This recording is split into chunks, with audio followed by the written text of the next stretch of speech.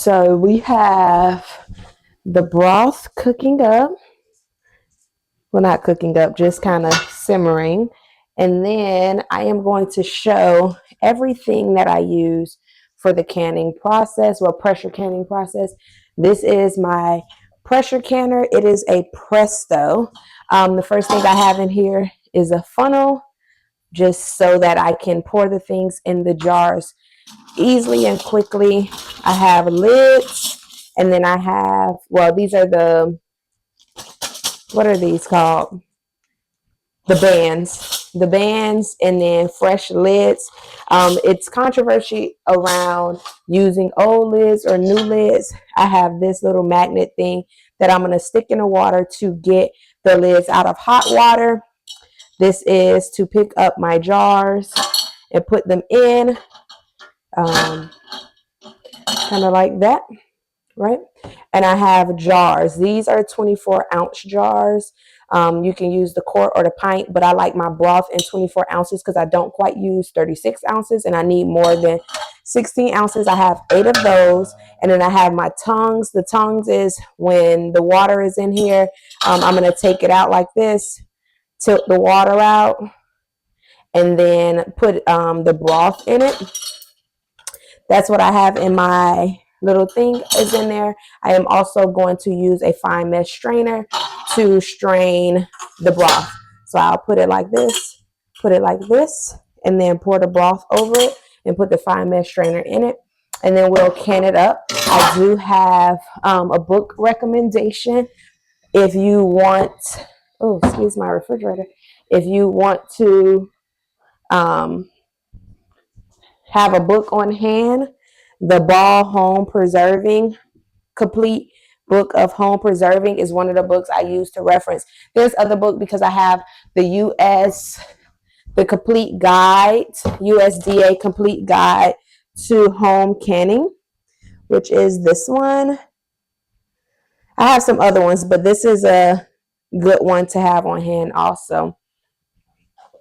That way, I have some other ones. I like a few like other ones that's authors and stuff, but you can find your own ones. But those are the two that are pretty popular in referencing the canning process. So we're going to get this started. I am going to put water in here. If I forget to tell you, I add a splash of vinegar in the water so the jar doesn't get like the watermarks. But, you know, that's not a necessity. That's just if I forget to tell you. So I went ahead and filled the jars halfway with water. And I put about 3 inches of water in the canner. And I am going to simmer this because I want to heat the jars up. We don't want it to come to a boil. We want it to just kind of like be hot. So when I transfer the liquids in it, it is hot. Also, I am going to add the lids in there. Now, reminder, you have to wash these jars, like wash them in soapy water, make sure they're clean. You can sterilize them. I normally sterilize anything that's water bath canned, but anything that's pressure canned, I feel like you don't have to, not I feel like, it's kind of said that you don't have to sterilize the jars, but you can to be on the safe side. You can heat them in the oven for 10 minutes on 350. But we're going to get this going, allow this to come to a simmer, and then we're going to move on to the next step. But this, you just want to put water in it halfway. So when we empty the jar, there's enough water in the canner to begin the canning process. You can go ahead and start your pressure canning about 30 minutes before your recipe is done, so that all of this is done and it's ready at the same time. But I have some time to spare. So the pot has simmered. The jars are hot.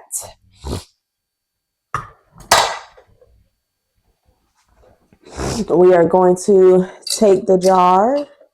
I'm going to do one by one because I don't want the jars getting wet. Not wet, cool per se.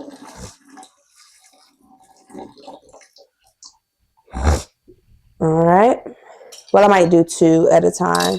I think 2 at a time, I could do those pretty quickly. 2 at a time. Like so, like that. And we are going to get the the tops to go on them.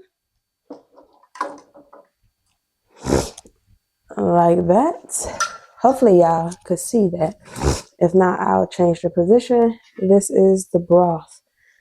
It looks delicious, okay?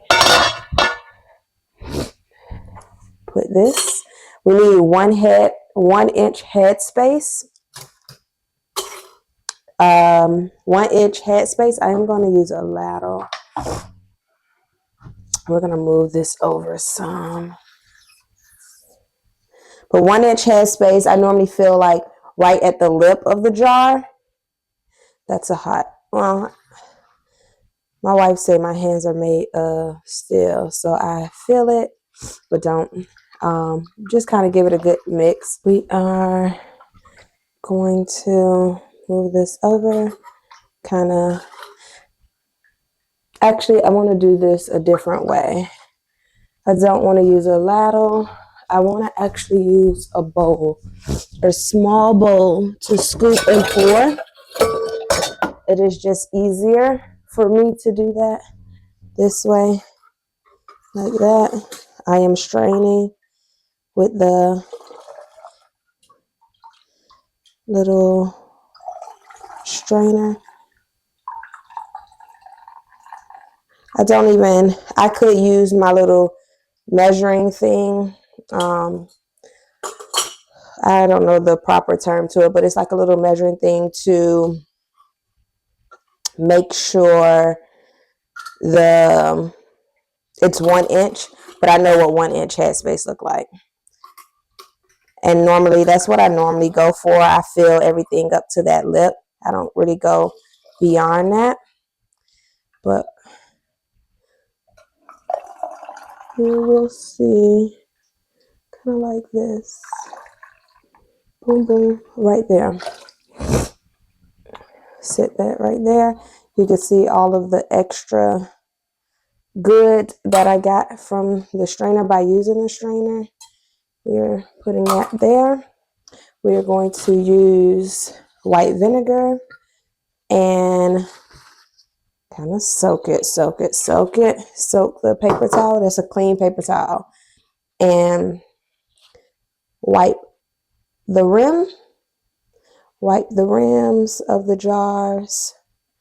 And we're going to place the lids on. Take the bands and do fingertip tight, like tighten it with your fingertip. Excuse me. So not like you're not twisting it. Jar hot, broth is hot. We're going to take it and place it back in the canner. We're taking it and placing it back into the canner, kind of like this. Be careful. I need to just move the lids around to make sure they're not where I'm placing them, because some of the lids were under the jar.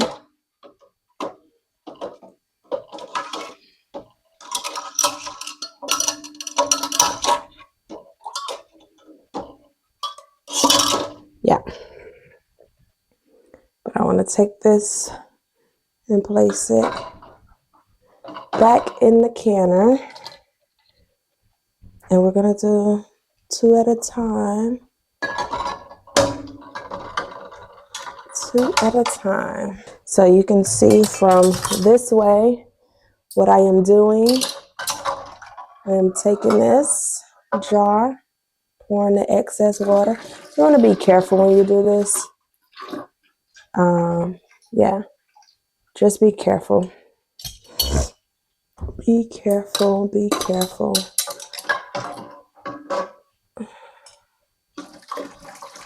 Because this is hot water. Even though it's simmering and not boiling, it's still hot water. And you do not want to burn yourself. And remember, we're going to take 2 lids. That's how that picks that up. And that vinegar, when we wipe the rim, it gets all of the residue, anything that may stop the lids from sealing on the jars. That's what that does.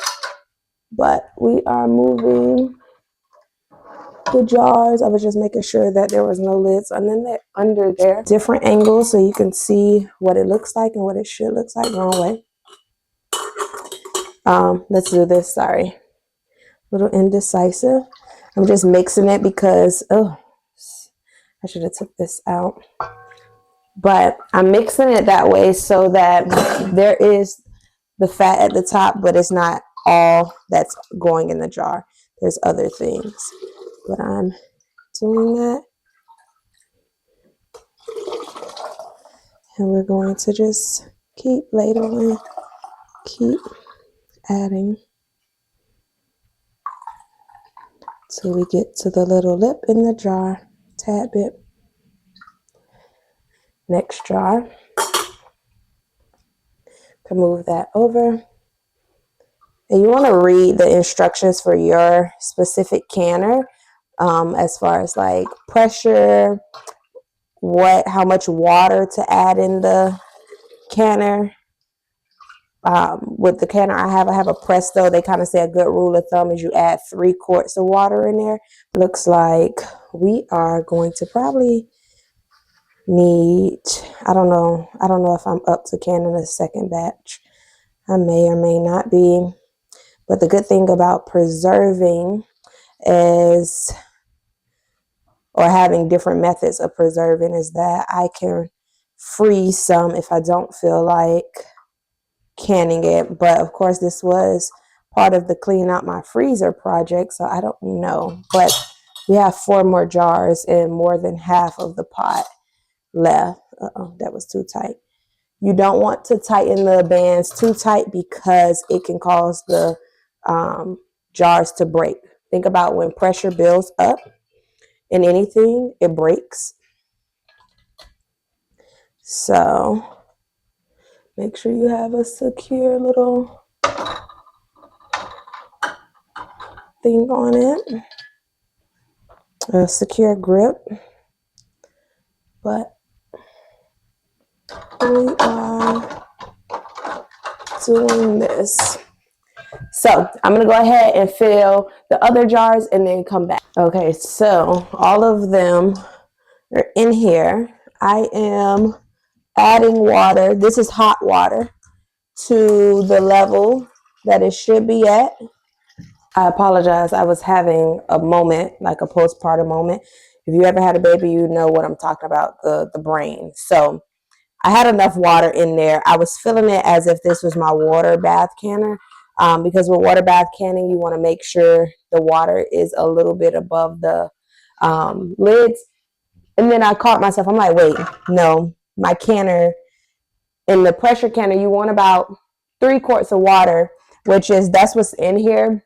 That's why you fill the jars halfway full. So when you pour, it's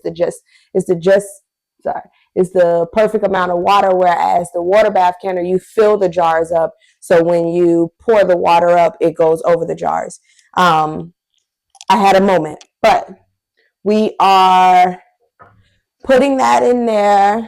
We are going to seal the lid.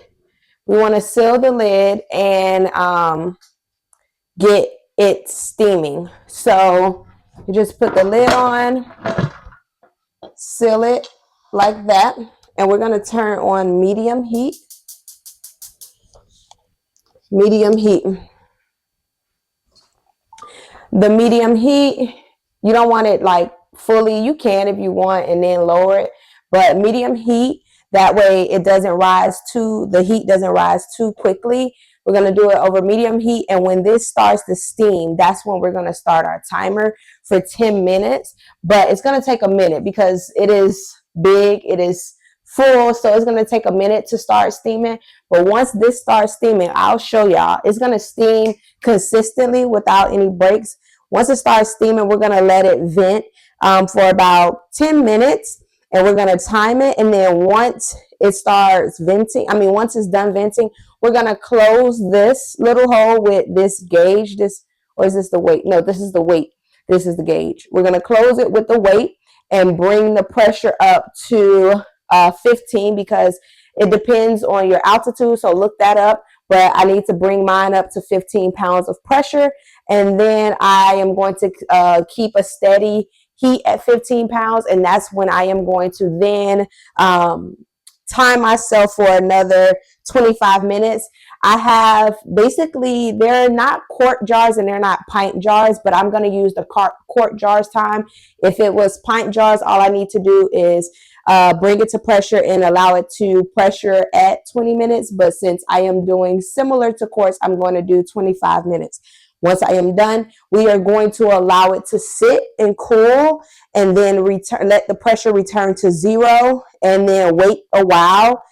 And then I'm going to take the weight off, allow the vent to cool, and then I'm going to allow it to sit some more and then remove the lids to take the jars out. We don't want to open it because the pressure is still in there. So if you try to open it, it's going to be chaotic. So you wait till the pressure comes down, wait till the steam lift because you don't want to open it and all that steam come out and burn you.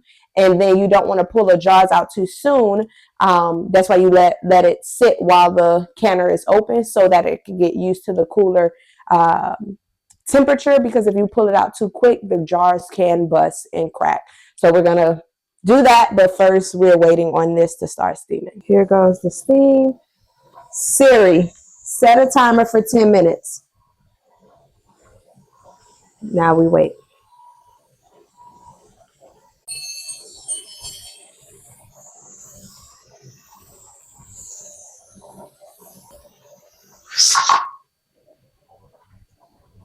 Now we wait for the pressure to rise. It is rising, as you can see already, but it's going to be here soon. A good rule of thumb, they say when that starts rocking, that's how you know it is ready. So it's at 15 pounds of pressure. It took less than 10 minutes. Well, we got to raise it just a tad bit. Let's see. Yeah, it's like at 14. So it's almost at 15. And then at 15, we are going to set a timer for 25 minutes. But this is it for right now. All right, so it is done. I did pressure can it for, I did let it vent. You saw me put the thing on, and then I let that pressure can for 25 minutes. I then turned the stove off and allowed the pressure to come down. And that was probably like 20 minutes ago. And then I took the weight off. No steam came out. So it's been a while. What I am doing is just going to take the lid off. See the steam coming out? And that's some hot steam, right? And I am going to put it on my little mat. I am not taking, oh, did you hear that? Some of them are popping. I am not taking any of these out yet. I did hear some pop, but you can kind of see them still boiling. Let me show you.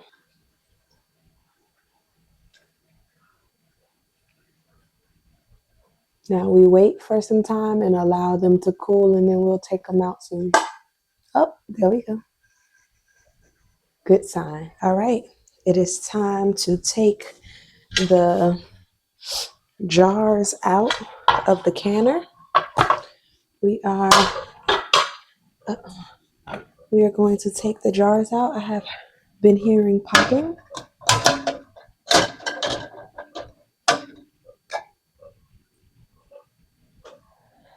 And I end up having a 32 ounce thing of that, another 32 ounce, and then the 16 ounce. What I'm going to do is freeze the one in plastic. I still would have had, even if I used quarts, I still would have had some left over. But I am going to freeze the one in plastic and then keep the other two in my fridge. Keep the other two in my refrigerator and use it within the next week or so. I did not feel like running this canner again for, another two to 3 more jars, but I'm still going to use them. And I'm just sitting them on a dish mat. This is, I think they call it like a dish drying mat. So yeah, that's what I'm sitting it on. You can sit it on a different cloth move if you want, but it needs to sit on something not directly on the counter. You know, the little dish drying mat. I think that's what it's called, dish drying mat. And I have 8 jars, which I'm excited. And they all look like they sealed. You can kind of look at the tops, how they're dented in. How they are dented in. That one may have not sealed.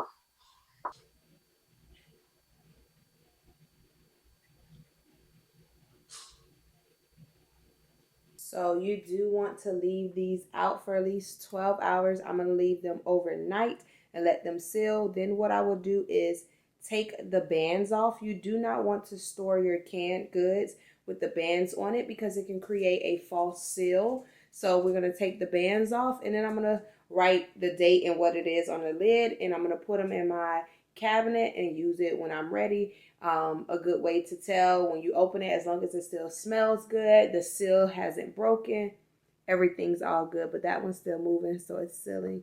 These have me a little concerned, but a good way to test it, if it has sealed, is when the band is off. I'm just using another canned good. Pick it up by the lid, like just lightly.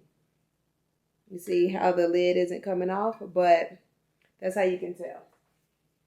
But this is turkey broth, bone broth, and how to can it.